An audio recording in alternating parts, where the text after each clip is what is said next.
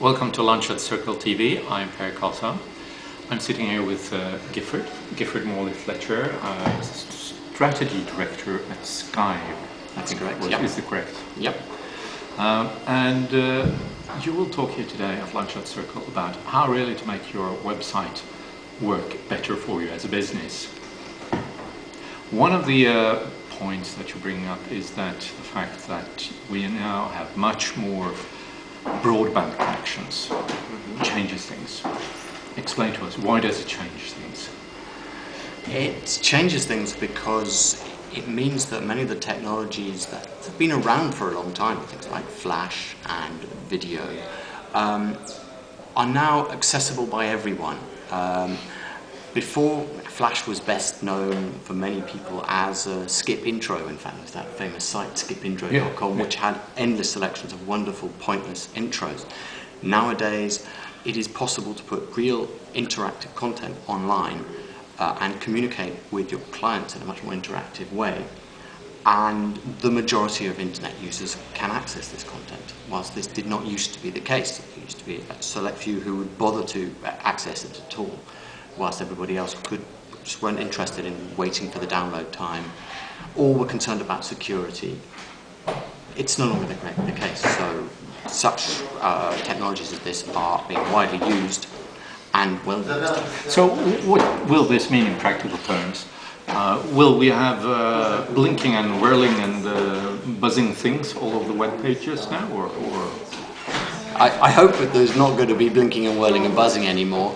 I think that what we're going to have is interactive content, that is genuine attempts by brands to interact better with their consumers, to give more of a brand experience, I call it, rather than a flat website which sits there and says, come and see me, read me. You can actually sell a bit more, you can actually involve the consumer in your brand a bit more. That's if it's done well. If there's blinking and flashing, the consumer's going to run away just like they did before if the content wasn't. Like the skip intro thing, the first thing you pushed was skip intro. Exactly. Do you have any examples of companies or websites who use this in a good way to really enhance your brand, enrich the user experience, if you wish? Well, actually, an example I would take is not so much a complete website, but companies that we've worked for who are using games to really in the form of branding. We've recently produced a game for BP. It's a driving game, which now can be literally, we call it PlayStation 1 level, but it's online. It takes 30 seconds, at worst a minute to download it. And at that point, BP has the opportunity, okay, it's a game, but from a branding point of view, the consumer, if they play the whole game, they will play for 10 minutes. And this game's been played more than 10 million times. So by about 3.5 million users, I think. So 3.5 million unique people have interacted with a piece of BP branding for 10 minutes. Try and cost that as a TV ad. One of the issues with this kind of rich media applications used to be, at least, or was said to be, that it was very difficult to get caught by the search engines. You had Flash, but search engines can't read Flash, so you didn't get any Google ranking. What do you do today? I mentioned that actually in my talk. You can index Flash websites now. It is possible.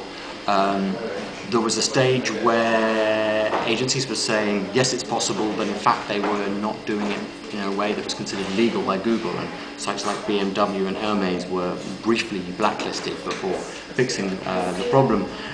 Now it is possible to build a Flash website with identical content on the same page that can be read by people without Flash, and more importantly by search engines such as Google. Is considered legal, and so it's no longer the case you can index a Flash website. It takes some work, and if you already have a Flash website, unfortunately you have to pull it apart and put it back together again, because the biggest problem is that a typical Flash website is like a computer program. It's one single file, so Google just sees one page. You actually have to tear it apart into separate pages, but it is possible to do. I think that's also one of the things that we'll talk a bit more over lunch today. Yes. But I think we'll close the introduction here. Thank you, Gifford Morley-Fletcher from Sky in the UK. You've watched Lunch at the Circle TV. I'm Per Karlsson, and if you want to hear more about this subject, you can listen to our podcast from the full presentation. Thank you.